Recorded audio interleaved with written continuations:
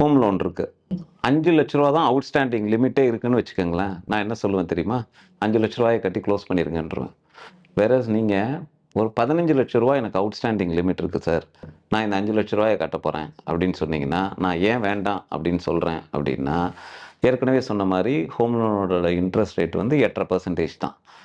இன்ஃப்ளேஷனே குறைஞ்சது 5லேருந்து 6% இருக்குது. உங்ககிட்ட கையில் எந்த சேவிங்ஸு எதுவுமே கிடையாது சோஃபார். ஸோ அப்படி இருக்கிற சினாரியோவில் இந்த ஹோம் லோனோட இஎம்ஐயை நீங்கள் கரெக்டாக கட்டிக்கிட்டே தான் வரீங்க. அதில் எந்த விதமான ப்ராப்ளமும் இல்லை.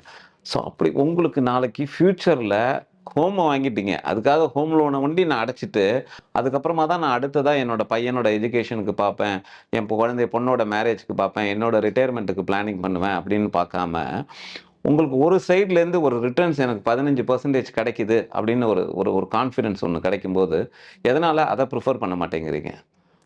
இல்லை அப்படின்னா ஒரு மைண்ட் செட் ஒன்று வச்சுக்கோங்க. இந்த 5,00,000 அடைங்க, அடைச்சிட்டு இஎம்ஐயை கம்மி பண்ணுங்க. டென்யூரை கம்மி பண்ணக்கூடாது, இஎம்ஐயை கம்மி பண்ணுங்க.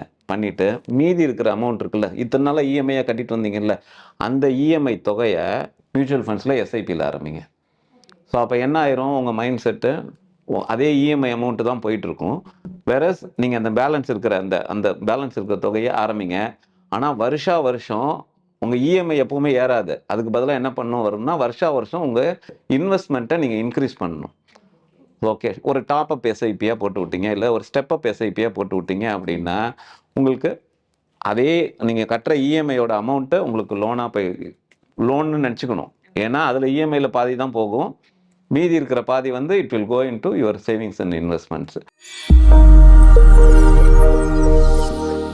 Investment in security markets are subject to market risk. Read all the related documents carefully before investing.